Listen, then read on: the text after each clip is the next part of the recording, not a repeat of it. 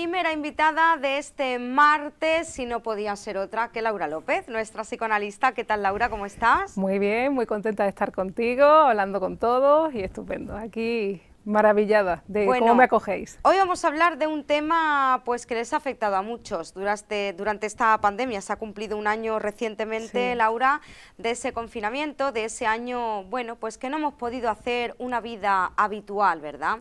Que muchos han estado más en casa de la cuenta y quieras que no, pues estar en casa, sobre todo esos primeros meses de confinamiento, pues aunque hayas hecho deporte en casa y demás, pero tanto tiempo en casa, Laura, te hace pues estar más en el sofá, más viendo series, tele, tecnologías y pues la comida y la nevera, ¿no? Nos ha pasado a muchos. Hay gente que a esto pues le ha afectado, ¿no?, psicológicamente, esos kilos de más, que se han quedado con ellos, vamos. Que no lo quieren soltar. Bueno, pero me parece un tema interesante ese de que en el confinamiento pues se ha ido mucho la nevera, se ha hablado mucho de la alimentación, etcétera, pero claro, tenemos que tener en cuenta que más allá de la situación, también vamos a hablar de esos procesos que ocurren con la relación de la comida, porque la comida no es solamente, como en los animales, una cosa de necesidad. Vemos que hay componentes que hacen que uno coma más o menos y, por ejemplo, ¿no?, en esa situación de pandemia, no es que tengamos más hambre, es que esa angustia que uno siente ante la incertidumbre, esa ansiedad, a veces se confunde con el hambre. Entonces, la comida ha sido como un exutorio, una manera... Como un refugio, ¿no?, de calmar, sí, una manera de calmar esa angustia que se siente, esa ansiedad ante una situación que nadie sabía que iba a pasar, una situación completamente nueva a nivel mundial. Y claro, hay personas que incluso, pero ya le pasaba antes de la pandemia, ¿no?, que ante cualquier situación externa o interna, claro, tenemos que tener en cuenta que la oralidad, la boca, es una etapa en la que nos constituimos, ¿no? Y claro, la alimentación, a veces en lugar de hablar, de poner en juego lo que nos pasa, los sentimientos, los afectos, lo que hacemos es darnos un atracón, ¿no? ¿Por qué ocurre esto, Laura? Bueno, por eso, porque hay procesos inconscientes que la comida no solamente está relacionada con la necesidad de comer, sino que hay componentes inconscientes afectivos que se relacionan con la comida. Además, te voy a poner un ejemplo muy claro, en eso que te decía, lo oral tiene que ver, pues, el primer alimento de necesidad te lo da la madre, ¿no? Y ahí vemos que hay una relación incluso muy significativa en esa relación con la comida, que tiene incluso tintes amorosos. Además, lo vemos en el lenguaje cotidiano. Al amor se le dice bomboncito, te comería, qué buena estás, qué bueno estás, ¿no? Vemos que tiene mucho condimento. Nunca lo había pensado, ¿eh? Claro, tiene que ver con la boca, con el goce de la boca, pero claro, el goce de la boca no solamente es comer, sino que también luego es hablar, es sustituir esos goces. Entonces, a veces, en situaciones, en lugar de poder hablar, simbolizar a través de la palabra, me peleo con alguien y me doy un atracón. Por ejemplo, de magdalenas, ¿no? Me enfado con alguien, me doy un atracón de magdalena. También puede ser una forma de acompañarse de la comida, ¿no?, que a través de la comida uno, es como simbólicamente uno se siente acompañado, ¿no? Digamos que en cada persona pasa de manera diferente, ¿no? En cada persona hay una frase, hay una forma de desear, ¿no? Y que en esa relación que te decía de la comida es muy interesante porque incluso la relación que se establece con la madre, ¿no?, y vemos las frases que a veces dicen las madres, ¿no? Es que no me come, ¿no? Es como que es una cosa amorosa y claro, eso se queda instalado inconscientemente en la persona y claro, vemos que en las relaciones que uno tiene con los demás pues se establece. Entonces, cuando llegas a casa de tu madre y tu madre te pone la comida y no te lo comes todo, ¿no?, es como que a veces se ve como una traición familiar, como una cuestión de que si no como, como todo lo que me decía cuando era pequeña, es porque realmente estoy hablando de que es un desprecio, se vive como un desprecio de amor. Entonces hay que tener cuidado no sé si decir cuidado, ¿no?, sino que hay que revisar un poco esa cuestión con la comida, porque a veces tiene que ver con esas cuestiones amorosas, o no sé, o por ejemplo... ¿Cómo evitar, Laura, esos atracones, por ejemplo, por un disgusto, por una pelea, ¿Cómo evitarlo, no? Porque, claro, yo tengo hambre y tengo hambre. Yo no pienso en que es un sustituto de hablar con esa persona. Pero claro, si lo pensara, hablaría mejor en vez de comer, pero bueno. Pero es diferenciar que no es hambre, es esa ansiedad, es esa pulsión de esa agresividad que a veces uno tiene puesta en la comida. En lugar de hablar, pues uno se da el atracón, uno hace, ¿no?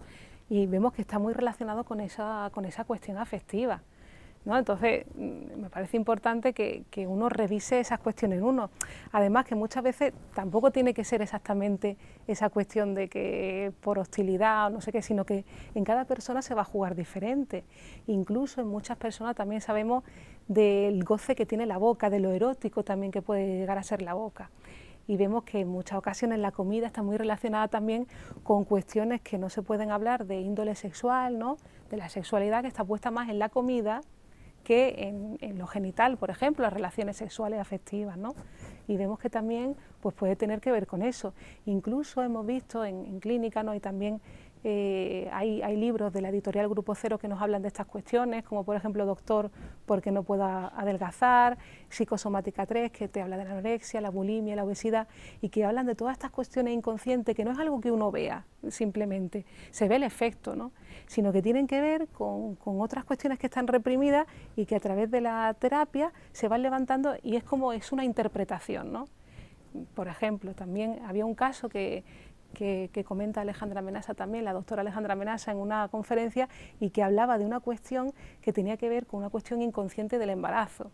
Es decir, había una persona que quería tener más hijos y bueno, se estuvo en tratamiento de fertilidad, etcétera, y no pudo llevar a cabo ese sueño, por así decirlo, o ese objetivo que tenía, y resulta que cuando llegaba a un determinado peso de 190 kilos no podía bajar de ahí y no entendían por qué. Entonces ya en su análisis, pues claro, ocurre en esa asociación libre, pues se llegó a esa interpretación en la que realmente cuando llegó a esos 90 kilos es cuando estaba embarazada de su tercera hija.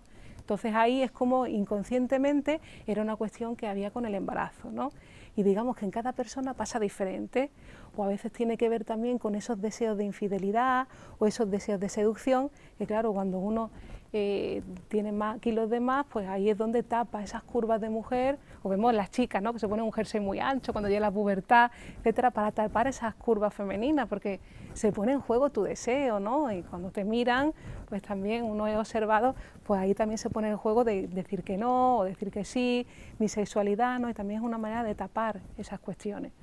O bueno, otras veces puede tener que ver también con fantasías incluso de morir de hambre, porque hay situaciones incluso familiares que hablan de situaciones puntuales en las que ha habido algún progenitor en el que ha habido un momento de descuido con los hijos, ¿no? Y es como que inconscientemente se queda esa cuestión de que me voy a morir de hambre y uno come para no morir de hambre, ¿no? Pero digo que son fantasías inconscientes que se ven luego en el análisis, ¿no?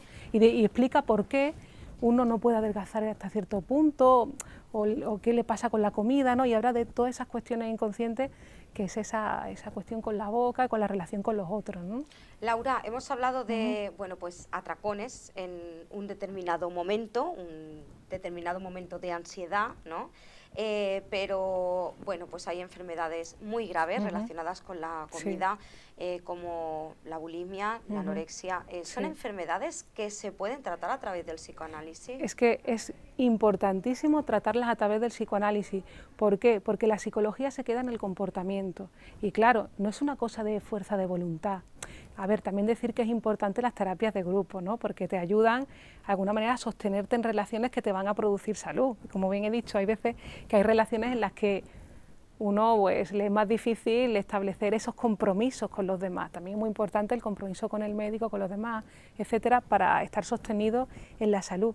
Pero claro, la anorexia, la bulimia, es muy importante esa escucha del psicoanálisis, porque va a dar cuenta de cómo en esa persona hay una relación inconsciente, tal vez a la figura de la madre, a esa cuestión con el amor, porque claro, la bulimia tiene que ver como me doy atracón y lo expulso, y no es solamente con la comida, también vemos como que es un patrón de su deseo. Quiero mucho a esta persona y luego la odio, ¿no? Es como una cuestión del patrón de su deseo, y eso es algo que solamente puede escuchar, ayudar a interpretar un psicoanalista, porque están en juego esas cuestiones inconscientes reprimidas que hacen que aparentemente no entiendas por qué no se puede transformar esa situación de o bien de adelgazar o de engordar, o la anorexia, ¿no? ¿Cómo puede ser que aparentemente uno se vea gordo cuando realmente está muy delgado? Claro, no tiene que ver con la mirada de la carne, sino con esa mirada psíquica, ¿no? Y a ver, hay que investigar dónde está puesto eso, ¿no? porque a veces puede haber anorexia de fantasía de envenenamiento, ¿no? Como que te quieren envenenar, que digamos que en cada persona va a ser de manera diferente, cómo se va a exponer toda esa cuestión psíquica en ella, ¿no? O en él. Claro. ¿Has tenido muchos casos de este tipo con el tema del peso que han acudido a tu consulta, Laura? Bueno, hay personas que vienen indirectamente por ciertas problemáticas y ves que en ese proceso de análisis, pues bueno, van cambiando esa manera también de posicionarse ante sus deseos, ante el habla, ¿no? Y ya vemos que la boca tiene el goce de la comida, pero también hay un goce más sustitutivo, que son las palabras, el hacer fuera del mundo, ¿no? El amor, ¿no? Y vemos que a veces, pues claro, en ese proceso analítico se van transformando, va transformando su aspecto, su posición, porque digamos que no solamente se queda en ese goce con la oralidad, además, por ejemplo, también hay trastornos como la depresión, que también, aparte de que pueda haber medicación que te aumente, ¿no? ese apetito, también hay ciertas consecuencias, ¿no? a veces de la depresión, porque en esa depresión también hablamos de que a veces se come de más, de dulce, etcétera, porque también habla de una hostilidad, de ciertas cuestiones que tienen que ver con la gente de alrededor, y vemos que hay también como una fantasía a veces en las relaciones de pareja, lo hemos visto en varios casos, ¿no? que se han visto en clínica, en la que la mujer se casa con el marido y claro, tenía una idealización del amor, y en un momento determinado pues esa idealización cae y bueno, ya aparece un proceso depresivo, que no son cosas que se vean, ¿no? sino que se van descubriendo a través del análisis. Entonces esa persona engorda para ofrecerle una imagen negativa al otro, para como en venganza, ¿no? Digamos que hay siempre... ¿Hasta dónde puede llegar la mente? Sí, pero no es algo que se haga, por favor, no quiero que malinterpretes, que se haga cosa hecha, ¿no? Sino que son procesos muy complejos que las personas la padecen y que hablan de esa complejidad que tenemos psíquica, ¿no? Y que a través de esos síntomas se ponen en juego cuestiones que te asombrarían, ¿no? De los casos clínicos Somos que aparecen. complejos los seres humanos. Mucho. Hablando del peso, Laura, se me ha venido a la cabeza, me estaba acordando, hablando de las madres, a mí me daban jalea real. ¿A ti te han dado jalea real alguna vez? No, a mí jaleo. Porque mi madre decía que yo no comía, yo era muy mala para comer, no es que no comiera, es que comía lo que a mí me daba la gana, vaya, que era muy mala para comer, que yo tenía que alimentarme más, y me daban unas ampollas de jalea real, que eso estaba más dulce que el almíbar, y me las tenía que tomar, era para abrirte el apetito. Digo, hay que ver las cosas. Claro, pero fíjate la relación que tenemos con esa cuestión de la madre y la comida, ¿no? que está muy anclado en esa posición del amor y las relaciones familiares, ¿no? Que a veces uno no adelgaza porque tiene esa posición de gordita en la familia, gordito, o a veces también esa relación en la que uno, si come sano, pues se sale un poco de esa manera de alimentarnos de forma familiar, ¿no? Además que me parece también importante incidir que, claro, todos los gustos que vamos alcanzando, pues a ningún ser humano le abandona ninguna posición anterior que le ha proporcionado un placer. Entonces, claro, muchas veces la alimentación que tenemos de determinados alimentos como hábito en la etapa adulta, también se habla de esas cuestiones de la tortilla de patata de mamá, no sé qué, ¿no? Como unas cuestiones también amorosas y que se quedan fijadas en esos momentos infantiles en los que había unos hábitos de comida diferentes. Entonces, aprender también a enseñarle a la familia, ¿no? que el hábito de la comida también es muy importante porque es una cosa que se va a quedar en nosotros como una huella, ¿no? Laura, pues te agradezco mucho tu visita una semana más ti. a nuestro programa. Nos vemos el próximo martes. Claro que sí. Que vaya bien. Igualmente. El próximo martes y ya llegando Semana Santa, ¿eh? Uy, uy, uy. La semana que viene es muy cortita. Sí. Muy bien. Gracias por acompañarnos.